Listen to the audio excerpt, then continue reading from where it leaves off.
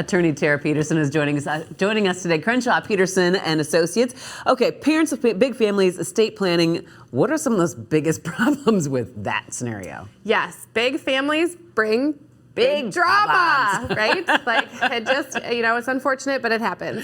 And we try to do the estate planning so that we avoid a lot of that drama, right? Sure. The more that we can plan and be more specific, the better off our odds are that we're not going to have a lot of that drama. Three of the big areas that we see that in is with tangible items. So there are always those families where the kids are like, we don't want anything. And then there's the clients that will say to me, they know what they get.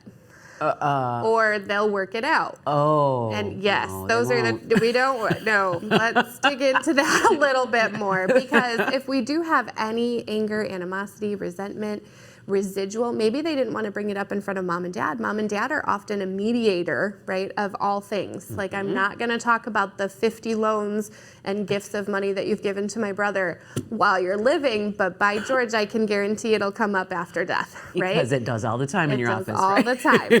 So those are the kinds of things that can come back into play when we make those comments. Yeah. The second area that we see is with joint ownership on bank accounts. So with bigger families, there's often the one child who is close by to mom and dad, and they're the ones helping with things more. And so mom and dad throw them on the bank account. They go into Edward Jones with them, and they're there to help, navigate as mom and dad age. And then we have a big problem of whose money is that in death. Oh, yeah. So that's a big one. And then the last really big area is who's in charge of the estate. Who is going to be that executor?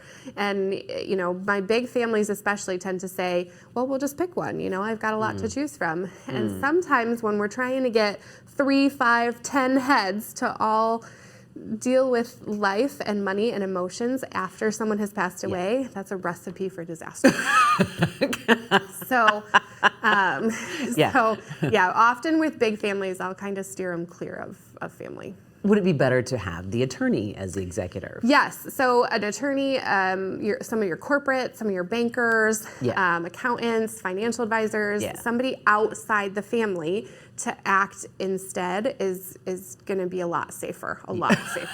Yes. If you really want your kids to talk to one another after you pass, right? Exactly. Because, it's unfortunate, but all too often there's going to be a little bit of resentment, some distrust. Oh, yeah. And then we end up in litigation. Yeah. So we don't want that. All your money fighting each other. Yes. Let's not fight. Let's be friends after. Let's be friends. Yes. Crenshaw Peterson. Check out the website for more.